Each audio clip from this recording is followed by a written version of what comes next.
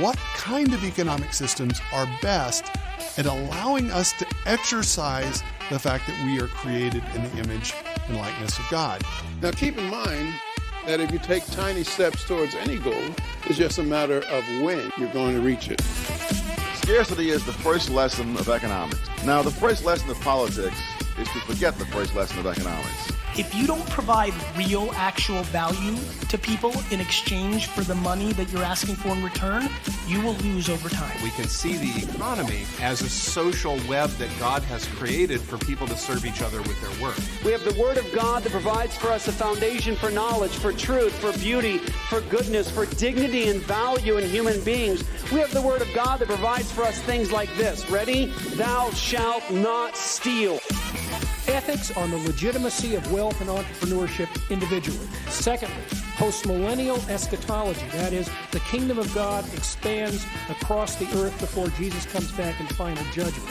And the link to get those two together is the idea of the pursuit of self-interest leading to widespread economic growth and social transformation. What's up, everybody? Welcome back to another episode of Christ in Capital, the show that wants to encourage you to love God, love neighbor, and build something. I'm the host, Dustin Johnson, and this episode is going to be awesome. I have a returning guest with me, Nathan Johnson. He is, well, actually, you know what? I'm gonna read your bio again, Nathan, just so everyone knows. In case they didn't listen to the last episode, they'll get a sense for why I called you on this, or called you to do this episode. So, Nathan holds a Bachelor of Arts in English Literature from Bryan College, 2 Masters of Arts in Bible and Theology from Reformed Theological Seminary. He is currently pursuing a Masters of Arts in Liberal Arts from St. John's College and has recently been accepted into Faulkner University's PhD in Humanities program. He has taught literature, history, writing, and theology at Greyfriars Classical Academy for 6 years and has recently been hired as a professor of moral philosophy at New College Franklin in Franklin, Tennessee. And that last one, which you are currently at, the last position that I just mentioned, I was looking on New College's website, and the definition, how they define moral philosophy, is moral philosophy demonstrates the decrees of God as executed in the progression of ideas, literature, and works through major epochs of history. And since we're going to be talking about Marxism and communism and Stalin and all that stuff today, you're the perfect person to talk to. So thank you, Nathan, for joining me. Oh, thank you for having me. It all kind of fits together, doesn't it? Yes. Yeah, I originally wrote the outline of this episode like a year ago, because I was talking, or I was listening to a podcast where they were talking about the Kulaks in Soviet Russia, and they were comparing what was going on when Bernie Sanders was kind of the front runner in the United States, or was going to be the front runner. And I was like, this is like a script. We're replaying a script that's been played throughout history. But then before I could record that episode, Bernie dropped out of the race, and I got kind of bummed because like, oh, this is going to be an awesome episode, blah, blah, blah. But then I realized that your background is perfect for this topic. And so I'm glad we waited. So yeah, well, me too. And, it really connects, even if Bernie's not going to be running for president anymore. And this is the wave that we're seeing throughout the U.S. And it's reflected in politics and the democratic socialist agenda, but it's also reflected in the tearing down statues and identity politics and all this stuff. So, yeah, it's going to be an applicable topic for a long time, I suspect. Yeah. And I'm going to try to keep myself from going on lots of different rabbit trails. So, okay. So let's go. Let's start. This whole thing, the identity politics, the class classism, all of this kind of, I don't even know what you call it other than Marxism. When you dig back into the philosophy of, or the, different philosophies throughout history, it's classic Marxism. And we're going to talk about the Soviet Union, where this idea kind of manifested in economic terms. Well, it was social, political, but it touched down in the economic realm, which we're going to talk about in a minute. But before we do that and talk about, how Stalin and Lenin were influenced by Karl Marx, can you kind of give us an overview of what is Marxism? Like, what's the philosophy? What's the underpinnings of it? Yeah.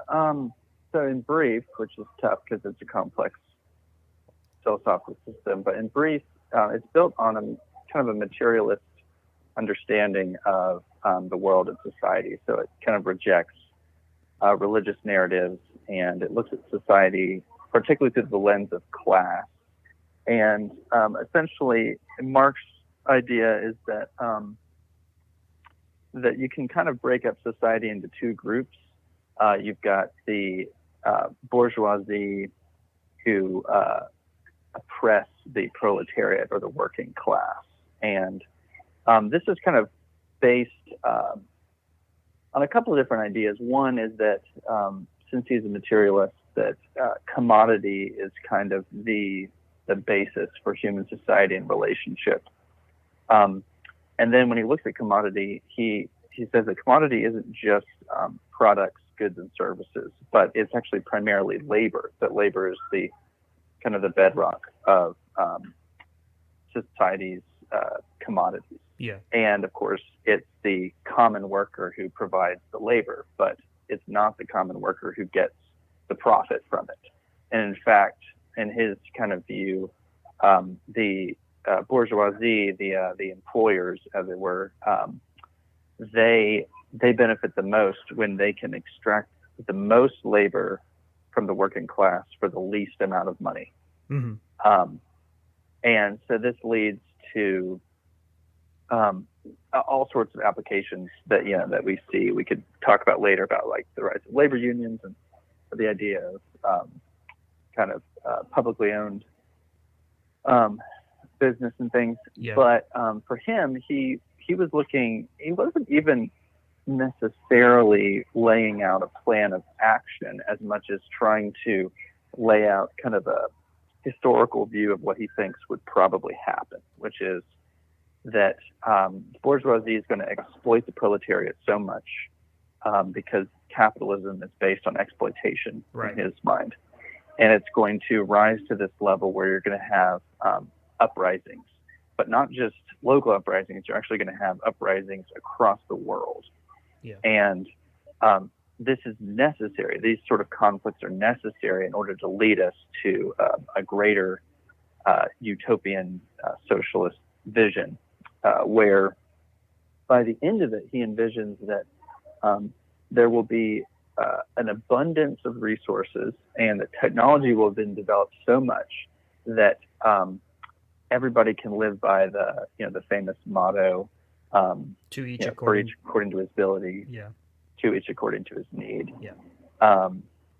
And that essentially we'll all be working for each other, and there will be no competition, and we won't need there to be competition because everything will be provided for. So that's kind of Marxism in brief. Okay. Yeah, and it's, I think naturally what happens when you develop this ideology, which I haven't read. I think is it Das Kapital? Well, I don't know how to pronounce it. Mm-hmm. I haven't read it, but I'm guessing Marx was using kind of the economic glasses to talk about this, but it kind of morphs whenever you. I mean, it has a social aspect to it, right? Obviously, if you're gonna be dissecting people into groups and pitting one class against another, that's social, and it has the economic impacts as well. But so and Marx was, well, he was like in the 1800s, early 1800s or something like that, I think. He was more mid 1800s. Mid 1800s. Okay. Yeah, and then Yeah. so his ideas kind of latched on in society, or kind of like the seeds were planted, and eventually you get the Soviet Russia. Well, it wasn't Soviet Russia. It was just Russia. Nicholas II was kind of the czar at the time, and then you have World War I, and then the Russian Revolution. And I'm gonna run down a brief like key points of this that I want people to hear and kind of like get in their mind, and then we can kind of talk about it. What's going on in that situation. And so basically you have Lenin coming to power with the Bolsheviks. The Bolsheviks were like a party that was kind of vying for power in Russia.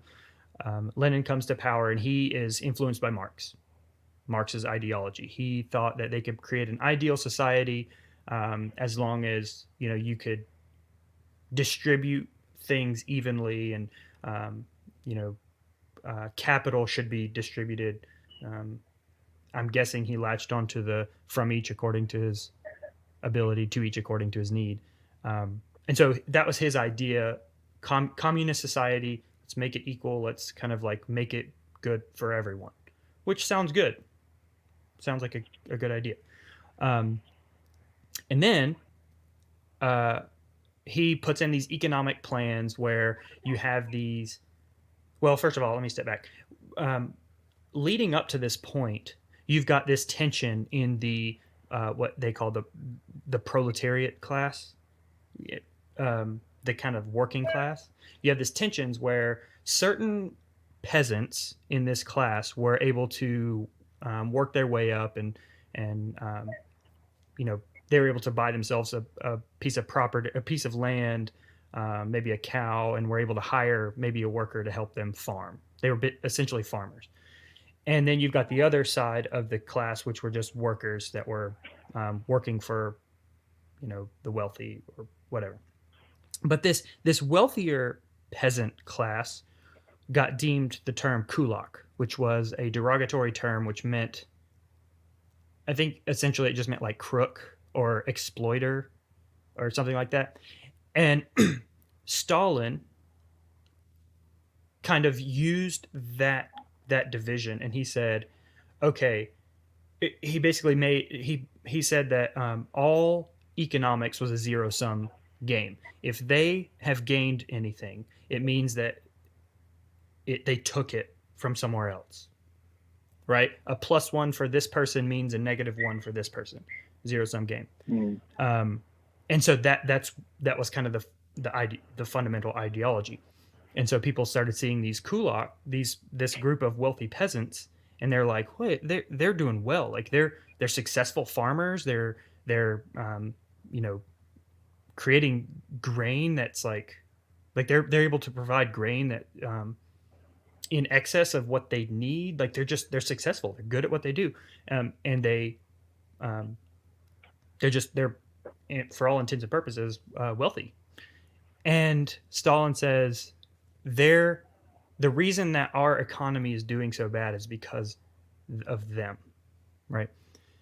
And so Stalin, is putting in these economic plans where the kulaks were required to give up their grain, their excess grain.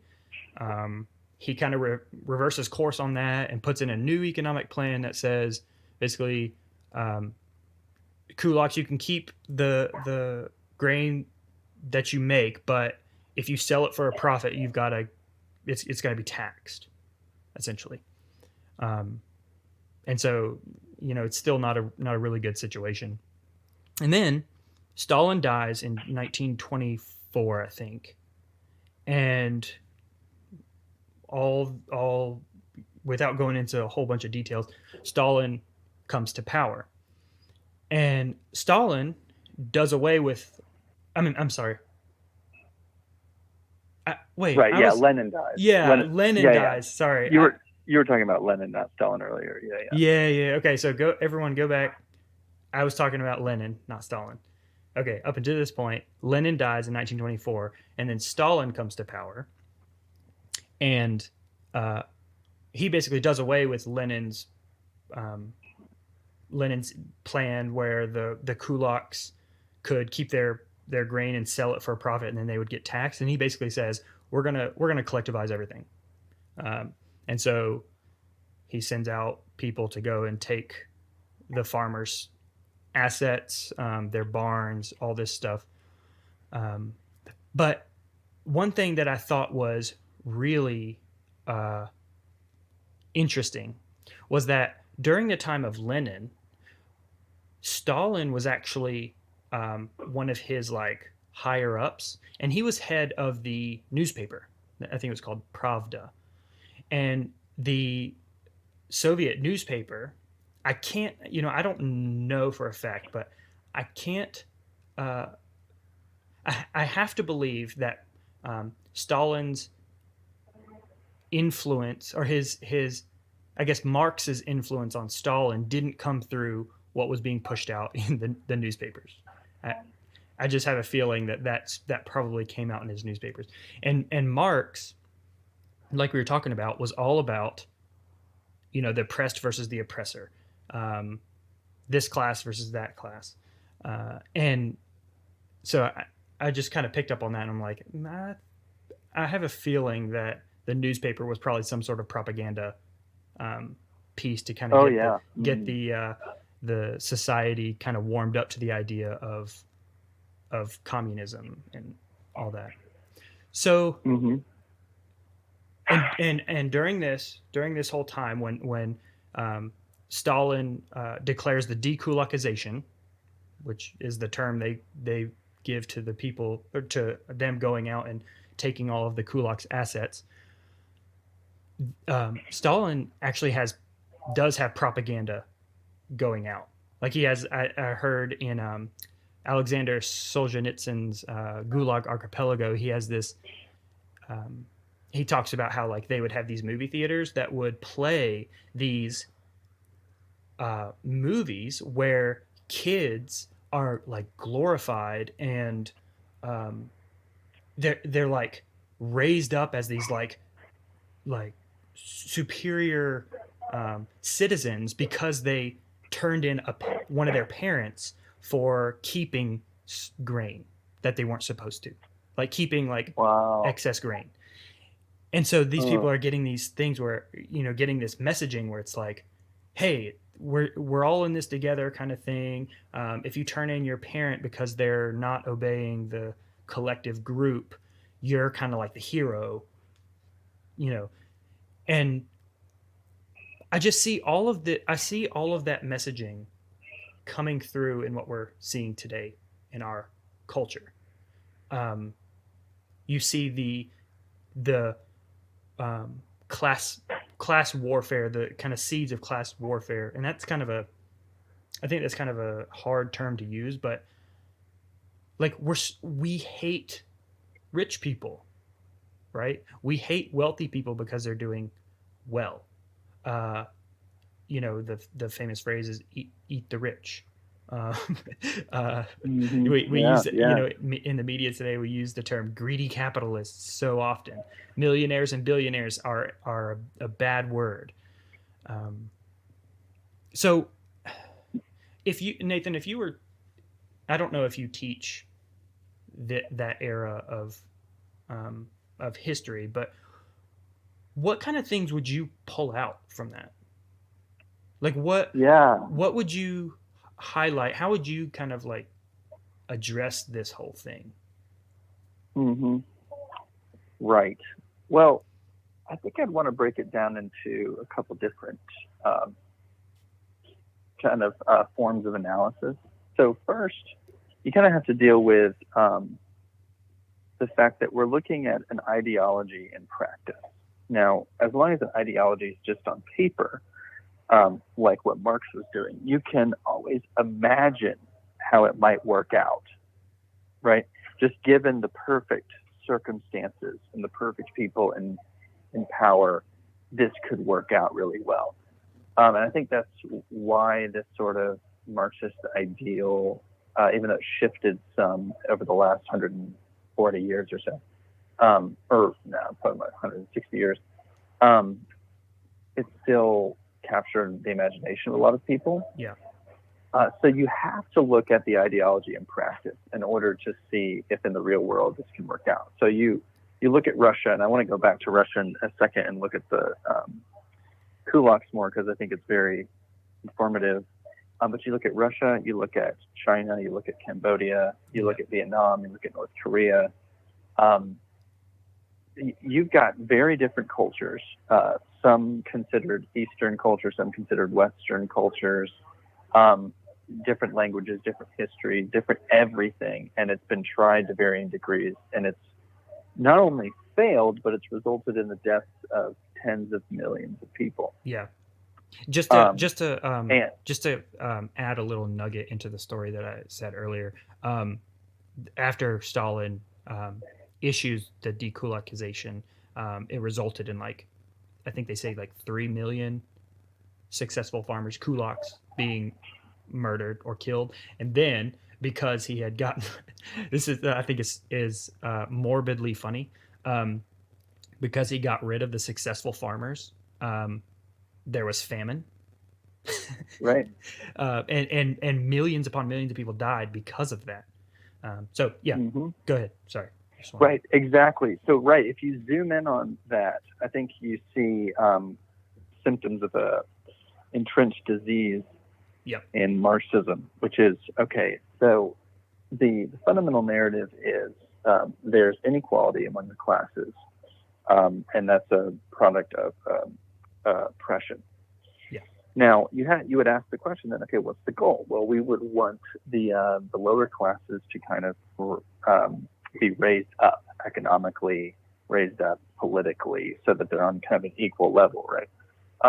But the horrible thing is that when you look at the history of the Russian Revolution, the serfs had been emancipated in the late 1800s. Yeah. And that it wasn't great. There was still a lot of social problems in Russia, but it enabled some of those serfs to, through hard work, diligence, competence, all the rest, to actually rise in their social standing to become these small-time landowners. These who were then later termed kulaks. So they actually kind of achieved the dream in a sense. Yeah. But now, once they have achieved the dream, once those who used to be the proletariat were able to rise in social standing a little bit, they become chief enemy number one. Yes. And so now you have basically the system devouring itself, because it actually only thrives as long as there is a class of people who's at the bottom, who's trying to kind of destroy anyone who's above them, even if the people who are above them were those people a generation ago. Yeah, exactly. And then, like you were saying, the kind of historical irony is that the system of Marxism only works if there is an abundance of resources. Right. Well, where are those resources going to come? They have to come from workers. Yep. Well, unfortunately, not every worker is created equally. Some workers are a lot more competent and diligent than others, and it happens to be the most competent and diligent ones who usually are the ones who have risen in social standing. But if you've destroyed them, like they did the kulaks, killed 3 million kulaks because they were more competent than everybody else, then suddenly you have all the incompetent people who are trying to produce all of the food, and they can't. Yep. And so 6 million people in the Ukraine die just from famine. Yep. And it got so bad that, and also the food was stolen from the farmers to send to the cities. Yes, exactly. Which is another piece. Yeah, because they to feed the state, essentially. That was the whole reason for the dekulakization. Right. And I want to go back to that in a little bit, because I think the rural-urban divide in the United States is really prominent. But yeah, it got so bad that the the Soviets actually had to create signs that told people, remember that it's wrong to eat your children. Yeah, that's so, oh my gosh. Now, it's chilling, and it's chilling because the same people who are writing those signs saying it's wrong to eat your children were the same people who, if you were a mom who was starving and your kids were starving, and you went out to a field that had already been picked, and you found some stray heads of grain that had fallen on the ground, and you gathered those, if you did not turn them in, you would be thrown in the gulag or killed. Yeah. And yet it's those same people who are saying, hey, but remember that it's morally wrong to eat your children. I mean, it's just so backwards. Yeah. And that this shows that not only does the system not work, just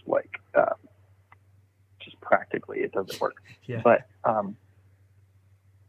but what it does is it requires everybody to be completely on board. Yeah. And what do you do when some people aren't on board? And it turned out in Soviet Union, the majority of people weren't on board with this. The majority of the people who the communists said that they were fighting for were not on board with this. You've got to force them to it. And how do you force them to it? Well, you either throw them in jail or you kill them. Yeah. And that's what you see in Russia and China and North Korea and Cambodia and all the rest. Yeah. So okay, go ahead. Well, I was just I got kind of sidetracked there looking at the history, but so what do we learn from this? Well, you kind of take it into the present, and you've got a couple of, I think, pretty obvious kind of takeaways here that we can go down all these avenues in more detail. But if you have this antagonism towards those who are successful, and the Marxist idea is that wealth is essentially taken, not earned. Right. So the zero sum game. It's exactly. If someone has something, it means someone else if someone has a +1, someone else had a -1. Yeah, that's the whole thing. Yeah. And in capitalism, that's not true. Just as a side note, go ahead. Right, it isn't. Actually, your podcast a couple weeks ago was kind of exploring that. But yeah, so we're going to find the same problem in the U.S., which is, okay, how do you, on the one hand, say, hey, we want you poor people to be successful because we feel bad that you're poor. Okay, that's a nice sentiment, right? Yeah. We want to help you be successful. But if at the same time the narrative is it's those successful people who've made you poor, then the moment that you as a poor person become successful, then you become the enemy too. And you get devoured by the same people who are saying that they were going to try to help you. Yep. I think this is one of the reasons why this democratic socialism stuff, which is a little bit different than communism, I don't want to conflate the two, but I don't think it's getting that much traction among a lot of immigrants. Right. And I think immigrants are actually the people who we should be looking to maybe for the best perspective on what the American capitalist system has to offer. Right. They chose to come here because they saw that it was the best place for them to succeed, and obviously they value competence and work and moving up in their social standing.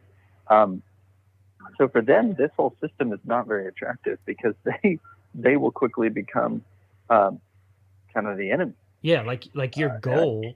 You can never achieve your goal, because if you achieve your goal, you're the bad guy.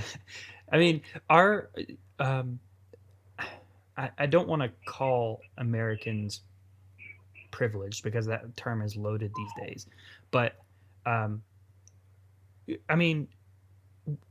my generation, our generation, I personally think is really economically illiterate.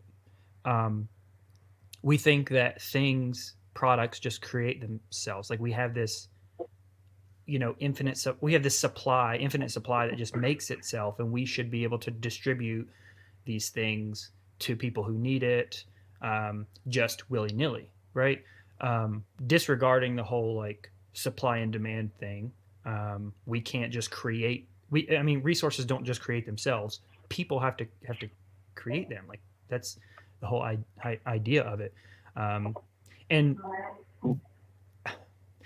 I want to say that we're more economically literate than we are, but then you've got tweets by these like high up political figures like Bernie Sanders. I'll just read a few. Bernie Sanders tweets, billionaires shouldn't exist. He tweets, there should be no billionaires. We are going to tax the extreme wealth and invest in working people. Elizabeth Warren says, there's nobody in this country who got rich on their own. Barack Obama, his famous speech, you didn't build that. Bernie tweets, if there's going to be class warfare in this country, it's about time the working class won that war. That's chilling. Alexandria Ocasio-Cortez says, no one ever makes $1 billion. You take $1 billion. Like, that's the script. That's the script. That's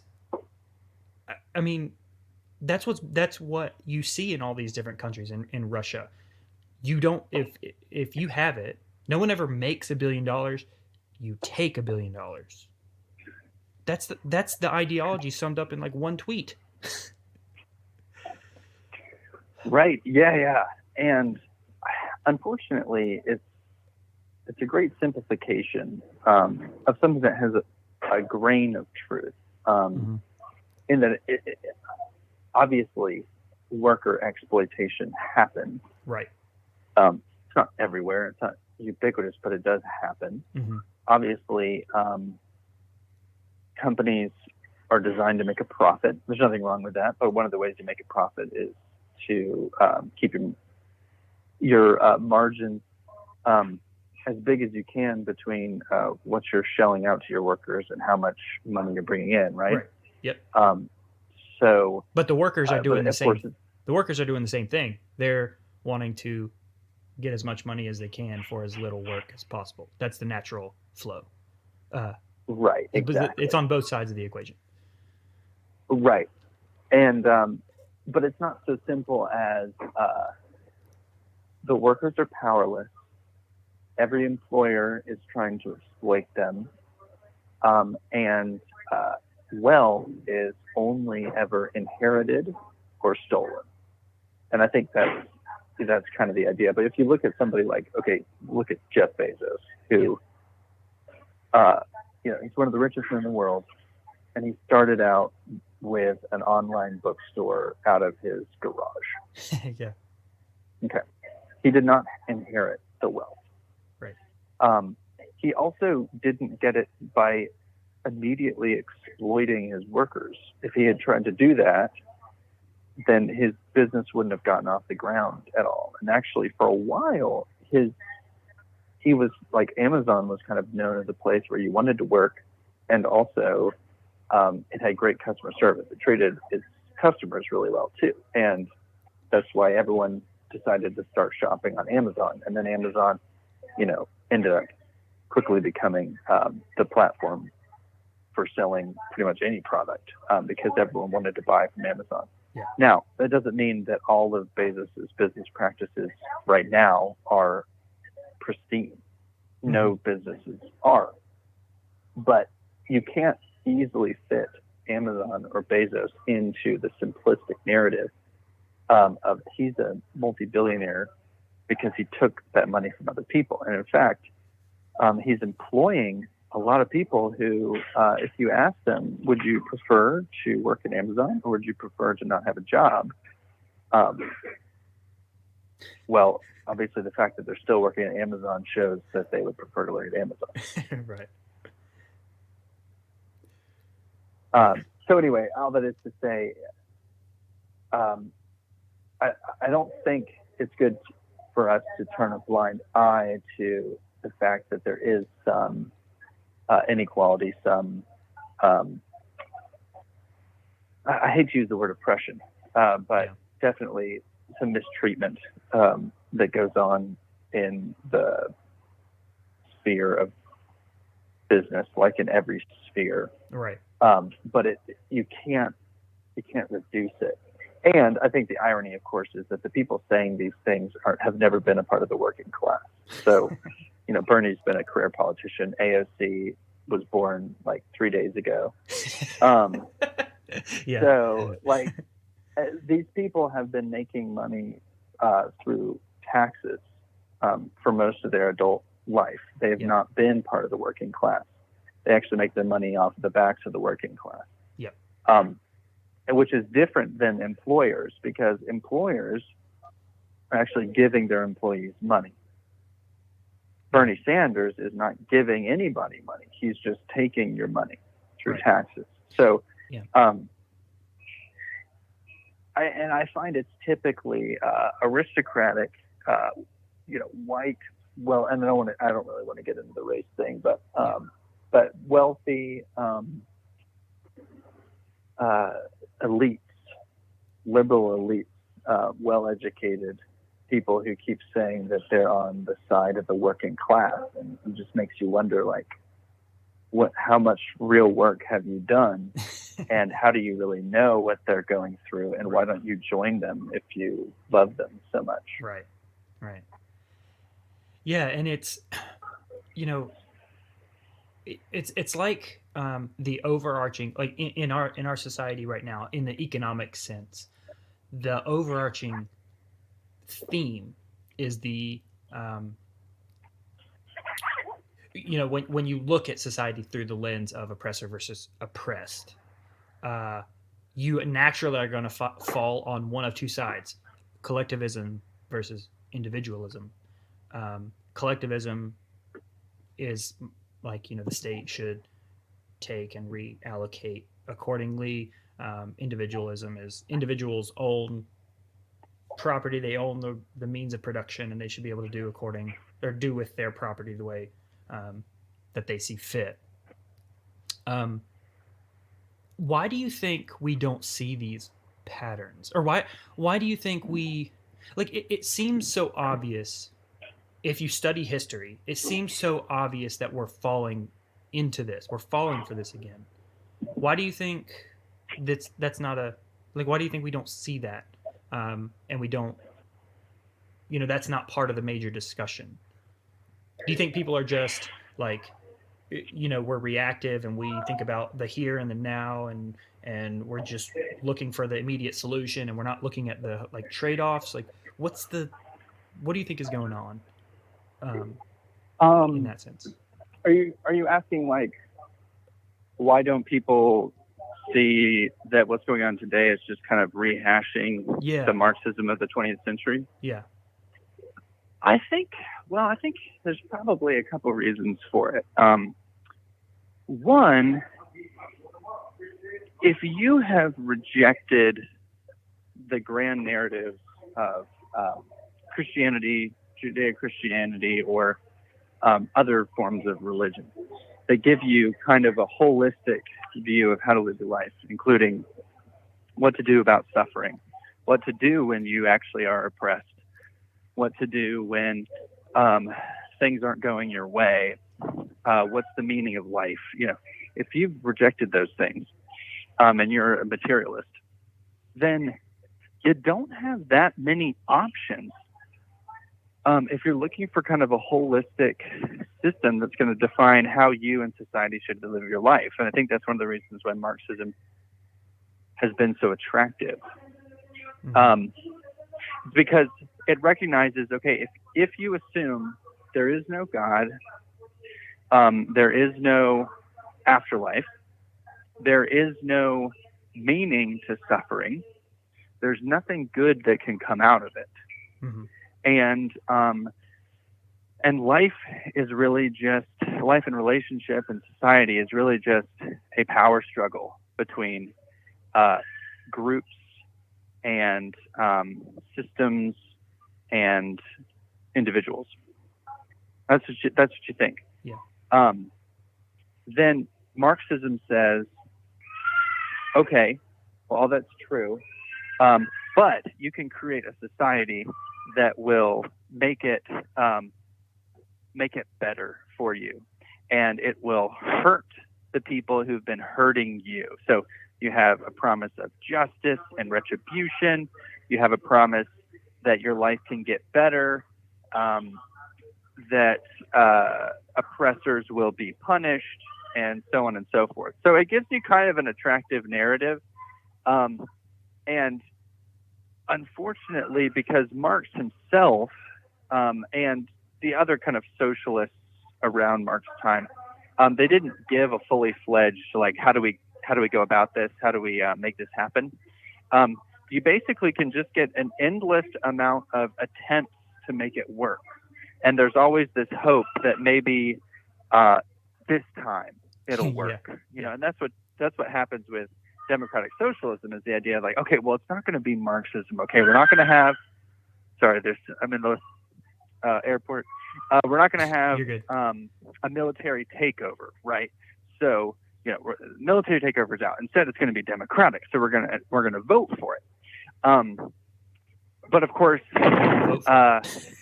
people don't vote for it, so that makes us mad. So then we're going to have to figure out a way to get people to vote for it in various ways. But isn't that the whole sentiment that, you know, when we use the term socialism and we put democratic in front of it, as a way of kind of softening its reputation, the term democratic, basically what you're saying is we have to get the people to want this. Like, you have to educate them, or you have to somehow change their heart and their mind in order for this thing to latch on. It's like a religious thing almost. Like you have to have them buy into it in order for it to work.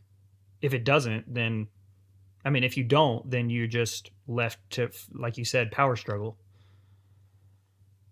Right. And it's actually, they're ignoring the fact that Marxism and socialism was always supposed to be democratic. So the idea was radical democracy in a sense. Everyone's equal in all of their kind of social power. Yeah. So what you find in all the situations we found in history so far is that they couldn't actually get a majority to go along with it. So you got to force them. And I think in the U.S., our laws have protected us from having such a violent upheaval.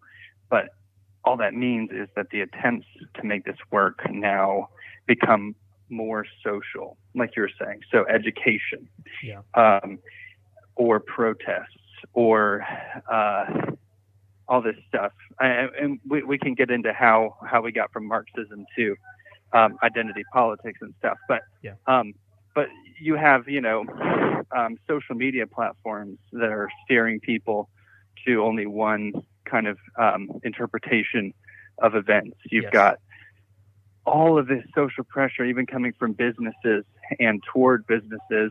So you do still have the same issue, which is we've got to force people to accept something that's not intuitive. And that's one of the strongest arguments in favor of capitalism versus Marxism is that capitalism is intuitive.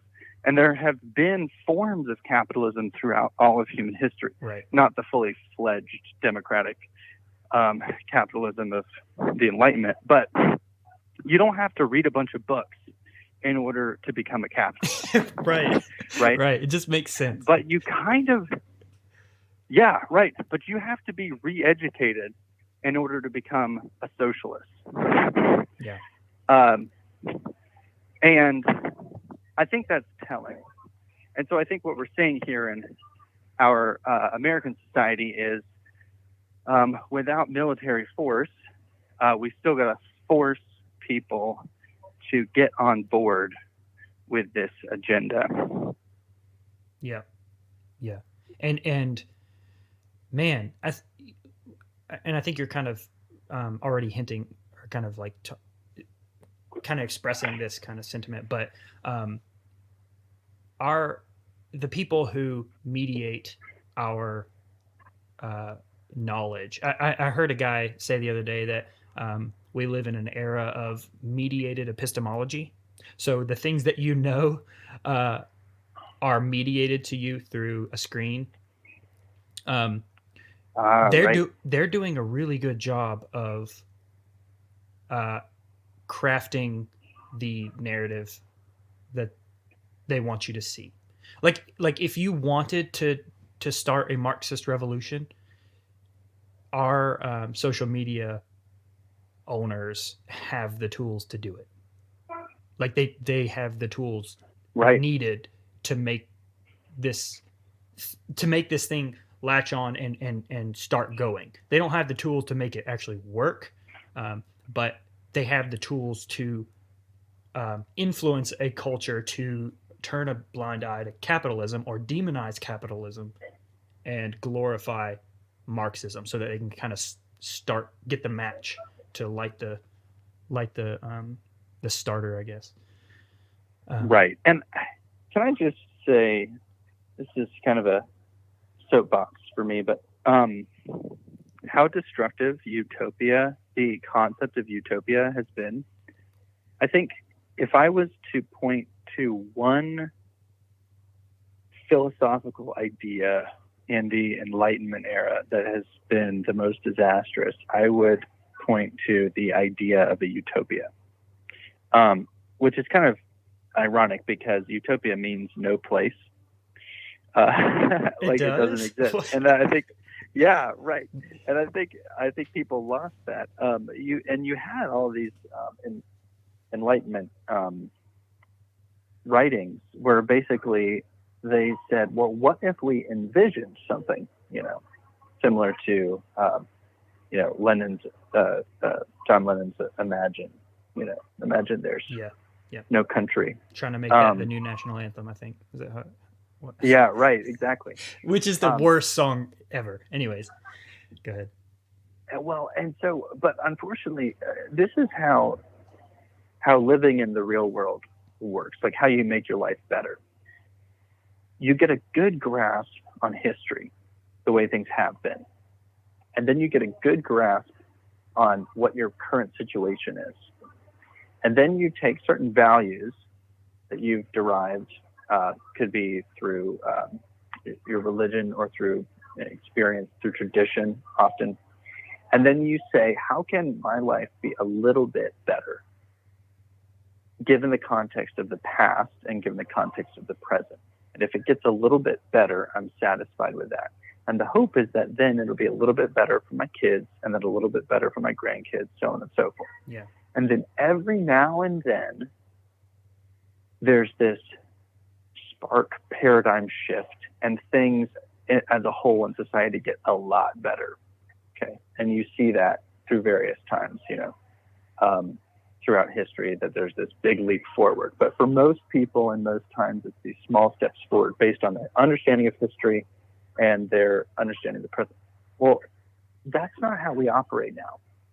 And that's not where we derive our ability to analyze the present. Instead, what we do is we look at what we envision the future could be, often based off of very vague ideas. And then we compare the present to the future. We pretty much ignore the past unless we just want to demonize the past. Right. And then we say the present is horrible because it doesn't match up to my vision of what I think the future could be. Right. That's the idea of utopia. And then let's strive for that. Now, of course, because there's no knowledge of history, and because there's actually, it's a very poor rubric to analyze the present, you don't know really how to get there. So you end up just being really dissatisfied, discontent, looking for the first enemy that you can find that you think is holding you back from that utopia. Yeah. And then you just want to tear it down. Right. Because if as Marx taught,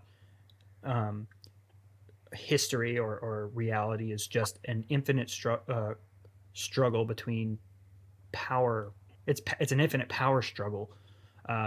And the reason that you're held down is because someone is oppressing you.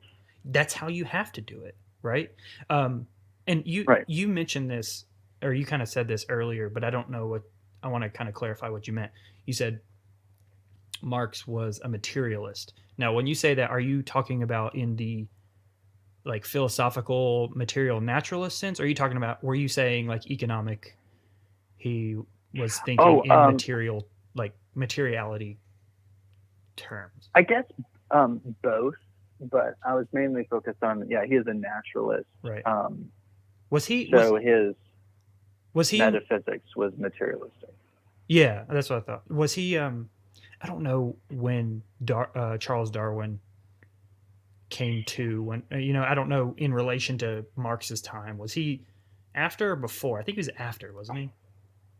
Well, there was overlap, but Darwin's career went a little bit further than Marx's did. So Karl Marx died in the 1880s or 1870s, and Charles Darwin lived a little bit beyond that. Okay. But I don't really know. It'd be worth studying, I suppose. I don't really know if there was any connection. Yeah, that's what I was wondering. Between the two.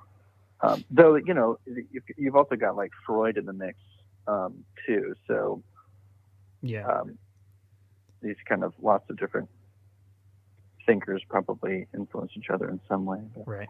But there was, the thing with Darwin is that he